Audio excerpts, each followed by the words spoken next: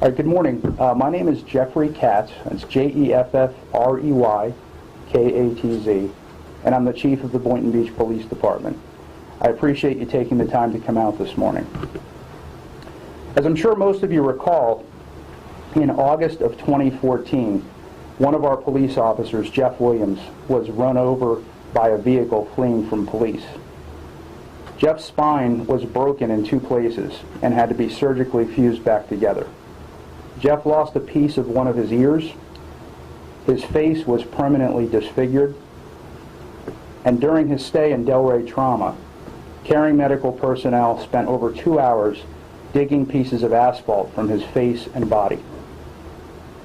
To this day, Jeff is still undergoing physical therapy several times a week, and months later, he struggles in immense pain as he works toward the goal of someday returning to full duty. And before we go any further in the statement, I'd like to take this time to thank the public and the press for the overwhelming support that's been expressed toward Jeff during his recovery. It's made a great deal of difference, and so thank you. The driver of the car that struck Officer Williams is Byron Harris. Harris endangered the public by leading officers on a chase that exceeded 100 miles an hour up and down I-95 and eventually along residential streets. Harris is a convicted felon with an extensive criminal history, and no part of Harris's conduct before or during this incident can reasonably lead one to believe that he had any inclination to comply with our officers' efforts to take him into custody. In fact, in the post-arrest interviews, the 2 occupants of the car Harris was driving expressed that Harris shared concerns that he couldn't stop because he believed he had just killed a cop. After Harris and the other 2 occupants of his vehicle were apprehended, we were contacted by the Palm Beach County Sheriff's Office, who told us we might want to take a look at a video which was captured by their aviation unit during the pursuit and arrest. The video depicts 2-dimensional heat signatures of the vehicles and persons on scene. This video, which we will present for you in a few moments, is far from a complete representation of what transpired during this entire incident. Like all depictions of confrontation, this video is difficult to watch.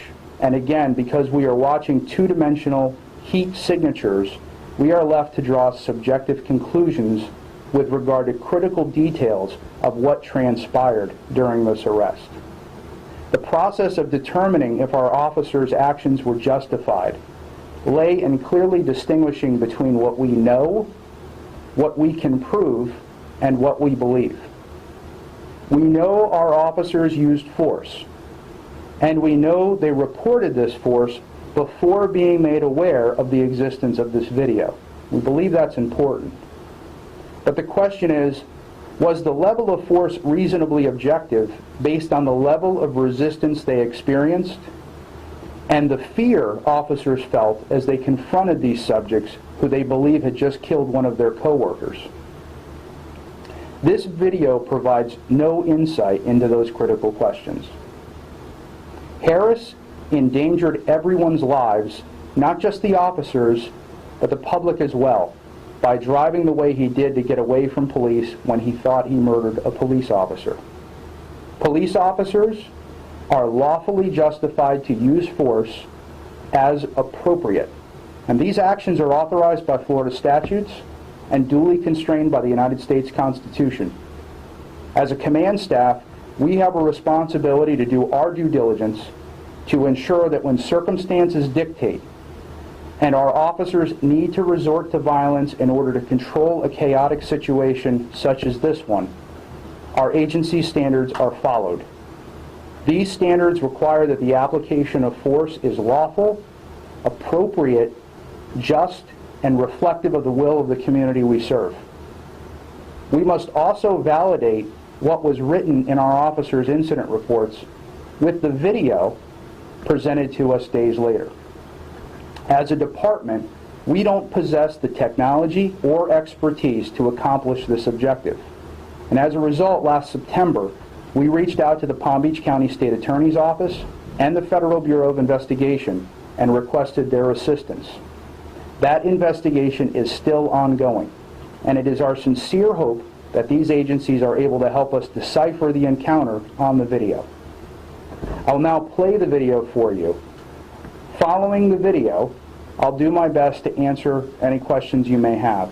Now, please understand that this is still an active investigation, so there may be some details that I'm unable to share, but I will do my very best. Okay?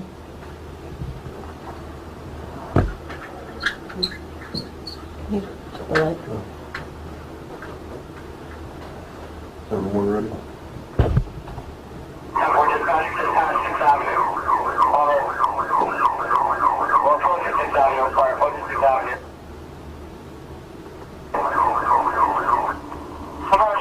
Down to the car, fired or not? 54, Delta 2 on T-Rise if you want. Deploy Bravo 45, take them out. You stay in pursuit. Keep that dog get the lead.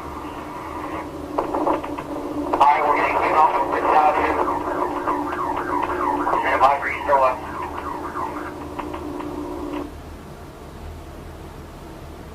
Exiting 6.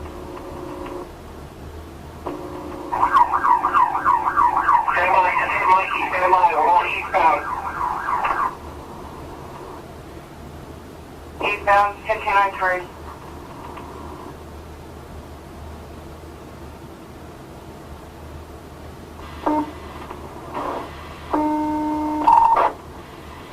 Eagle, we're overhead. Southbound South A Street. Or southbound, it's dead end shortly. Go for it. Looks like it might be doing enough. Stand by.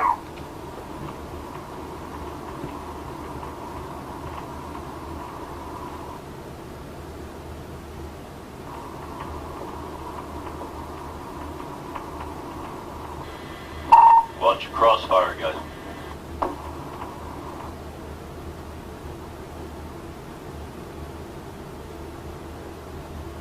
Location.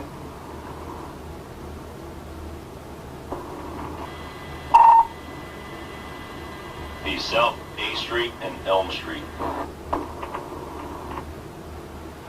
D Street, Elm Street.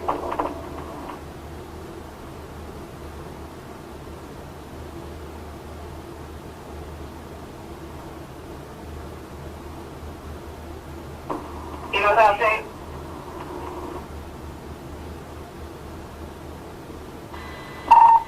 South A Street and Elm Street. 23-1. Vehicles stopped. 1 detained so far. Camera 1, camera 1.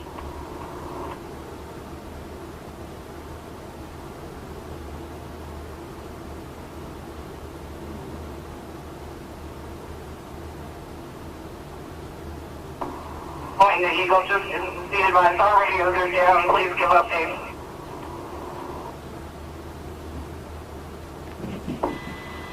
Temple.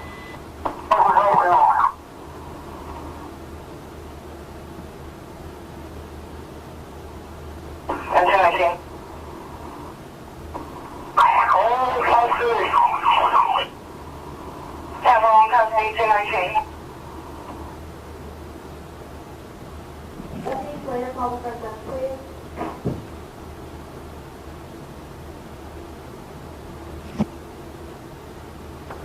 Okay.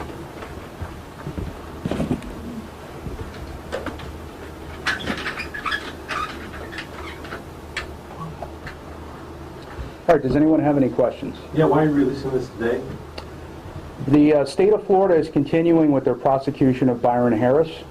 As part of the criminal justice process, defense counsel has a right to all evidence that may be used against the defendant.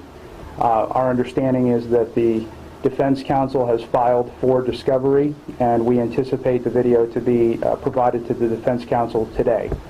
We have had some experience with some information that has been provided to defense counsel that has made its way to the papers, including Officer Williams' unredacted medical file. So we felt it responsible to let the public know that we were aware of the video, that we're doing our due diligence, that we are looking into this, and we wanted to make sure that it was released with some context, as opposed to being used to try the case in the court of public opinion. So what's the status of these officers, though? They are still working. I presume they did use of force reports? They did use, yeah, absolutely. As I said in my statement, they did use the force reports. They indicated, approved, right? I'm sorry? They were approved, correct?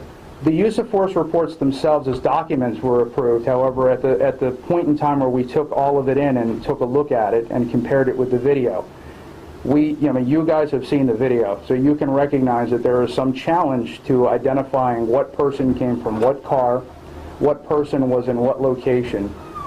So we don't have the ability to be able to, for instance, mark the personnel on the scene and identify them throughout the entire incident, because the depiction of it is somewhat choppy. So that's why we asked for external oversight. What we would ordinarily do is we would take a look at the use of force reports and then marry up the use of force reports with what we were actually seeing from a video evidence standpoint.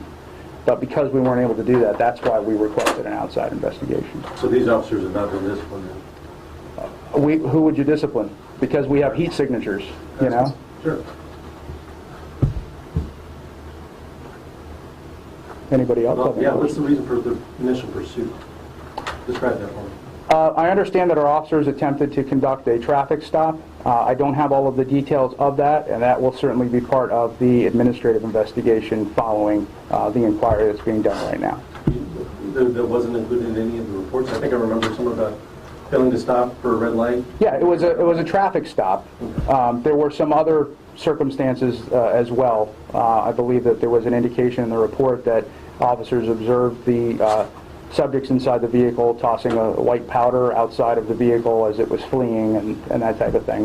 The details of that, we aren't able to interview our personnel on that without giving them immunity, so we have to proceed with the evaluation of the use of force first, and then we will do the administrative review, which will give us a lot of answers to those questions. Can you, for I guess the regular citizen who will see this video, can you walk us through what exactly are we seeing when we see that video?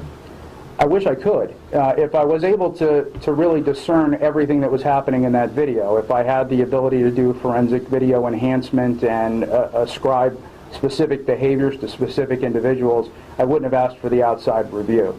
I can tell you that we had a carload of individuals who believed they were just involved in the killing of a police officer. I can tell you that we had a bunch of police officers who would believe that one of their co-workers had just been run over and had been killed. I'm sure that everyone on scene was scared. Again, as I said in my statement, I don't think there's any part of this incident before or during it that would lead a reasonable person to believe that Byron Harris was willing to comply with our officers' efforts to take him into custody. And there's one simple way to avoid any use of force: compliance. You're asked to do something by a police officer, and you simply do it. And that clearly didn't happen in this case, by virtue of the fact that one of our officers was run over and nearly killed, and by virtue of the fact that an extensive high-speed pursuit occurred while we were trying to apprehend Mr. Harris. So whatever you can make out of what this video shows to you, if they follow procedure and everything was... I can't tell. I mean, I can see that they used force, but again, they reported the use of force prior to knowing about this video. So I don't, it's not like they exercised force and then didn't say anything.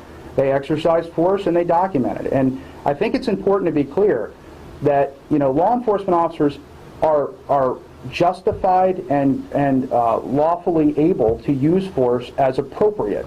So, we deal with violent individuals, and sometimes you have to use force to control that violence. Whether or not this was justified or not is something that we're going to leave up to the investigation that's ongoing. Those are criminal investigations, correct? They absolutely are criminal investigations, because criminal statute is what actually gives us the authority to use force in a lawful way. It's an exception to the battery statute and whatnot, in some cases in the homicide statute. Obviously in this case that doesn't apply, but these are exceptions to criminal statutes. So if we're open to the possibility that the use of force was justified, we have to be equally open to the possibility that it was not. And if it was not, that would be in the criminal realm. So it would be no different than any other criminal investigation that we would conduct. There's a possibility that criminal wrongdoing may be found, and there's a possibility criminal wrongdoing may not be found. But I think what's important is that we have some of the very best folks in the country working on this investigation. We're really, really impressed with the assistance that we've received from both the state attorney's office and from the FBI. We believe that we're going to find out exactly what transpired, and that's our goal, is to find out exactly what transpired. This is not an easy thing to watch, and it is not an easy thing for our department. And I'm sure that after this, it will not be an easy thing for the public. The only thing I can do is assure you that we are not hiding behind this. We are not running from it. We are confronting it head on. We're dealing with it. We're looking at it, and we're committed to finding out what happened. Releasing this is full disclosure because it's going to be a discovery and be open. Absolutely. Look, my intention and my desire would have been to release this video along with the results of the investigation, and that's what I hoped to be able to do. Obviously, based on the time process and the criminal justice discovery process, we didn't have that luxury. I would much rather not put a question out to the public without an answer.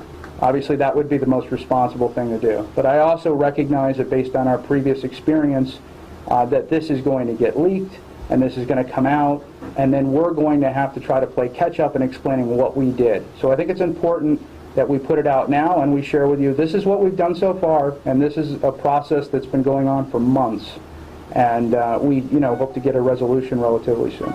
Chief, at one point that video was zoomed in when they first brought him out of the car and stuff. Then they zoomed out wide. You couldn't really tell. You could just see some sort of force being used. Is that standard protocol to pull out like that? Why wasn't the photo remain zoomed in so there would be no question? That's one of the challenges that we have in discerning exactly what transpired. I'm not a helicopter pilot, and I am not a camera operator. So, actually, you guys would probably have a better idea as to what's normal under those circumstances. I don't want to speculate. I think that would be inappropriate for me to do. But it certainly is a challenge in trying to identify exactly what transpired from beginning to end, because it's broken up by some zooming and some panning, some tilting, some trees. There are times where our view is obstructed by the fact that the perspective is coming from the air. So that's certainly a challenge, but one that we hope that we'll be able to overcome. In your opinion, though, was the use of force justified in this particular case? I have no reason to believe that it was not justified, simply because of the fact that I know that there was an extreme level of resistance there, and the use of force is intended to overcome the resistance. I'm open to the possibility that it may not be, but and I think any time that an investigation is done, you have to remain open to all possibilities. Otherwise, you bias yourself, and then you're not able to fairly look at a situation. But as far as I'm concerned, this guy tried to kill one of our officers, believed he killed one of our officers, ran from our officers, endangered the public, and our officers exercised their duty to take him into custody in whatever way they needed to. I think it's important to note that, at least from my understanding, Mr. Harris nor the other occupants in the vehicle experienced any significant injury. They had some tissue injury, I understand, maybe some shiners and some cuts and things of that nature, but I don't believe they experienced any broken bones, certainly no broken back, no separated shoulders, nothing of that nature. So that would be indicative of an excessive use of force, something that would be more punitive as opposed to justified. So based on that information, I'm also inclined to believe that the use of force was appropriate.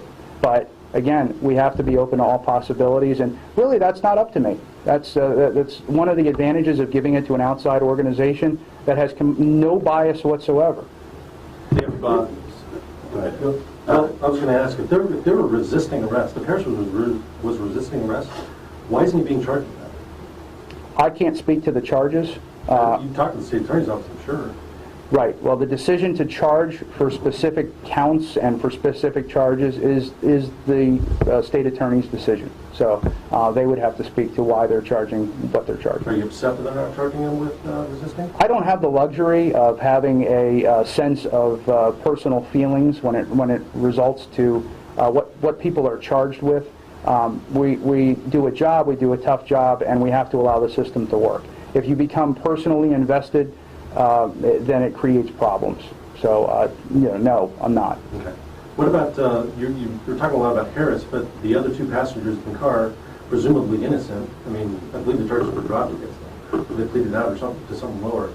But the use of force was used against them too. Tasers for the other two passengers, kicks to the head, punches. I mean, I'm not shaking my head in agreement because maybe you know more about this incident than I do, but I would say to you that we are not clear on this video in terms of what level of resistance the officers faced. Nor are we clear, and nor will we be clear until the investigation is concluded, what the officers perceive to be objectively reasonable. That is the standard for use of force. The case law is called Graham v. Connor. All right, and it basically says that an officer can use force that they believe to be objectively reasonable based on the totality of the circumstances they're facing. Our officers are not droids, they're not superhuman, they are human beings. They are fearful, they are amped up, they are concerned for their own safety. They're approaching a car that they believe is occupied by people that just killed one of our officers. And that's important to keep in mind in their perception of the threat that they're facing when they approach the vehicle.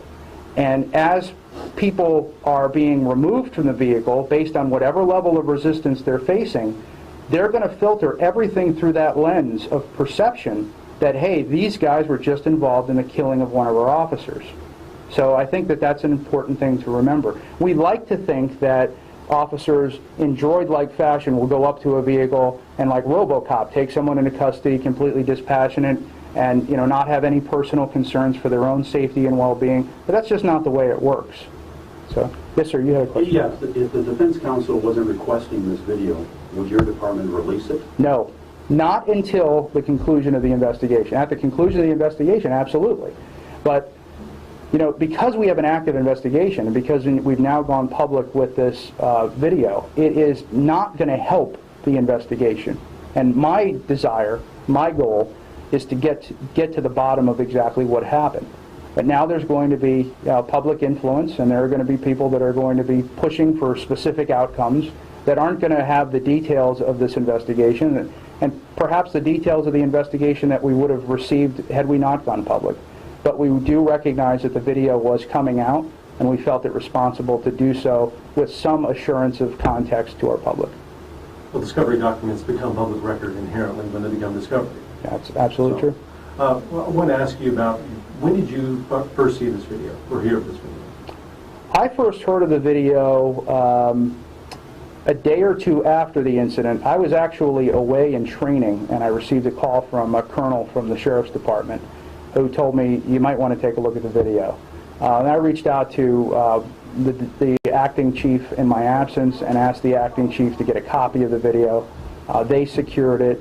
It took us, I'd say, 10 or 12 working days to collect all of the reports, to sit down and look at the video, and to make an assessment as to whether or not we were able to validate what happened or whether or not we needed outside assistance. And 10 to 12 days later, that's when you decided to go to the state attorney's office? Yes. We contacted the state attorney's office and the Federal Bureau of Investigation within hours of one another. Is this the first time you've ever asked for the FBI's assistance in casing this one of your officers? It is the first time I've ever requested the FBI, bearing in mind I've only been the chief for about a year and a half. But yes, it is. Any other statements for the public about this? No, but I appreciate you coming today. Thank you very much.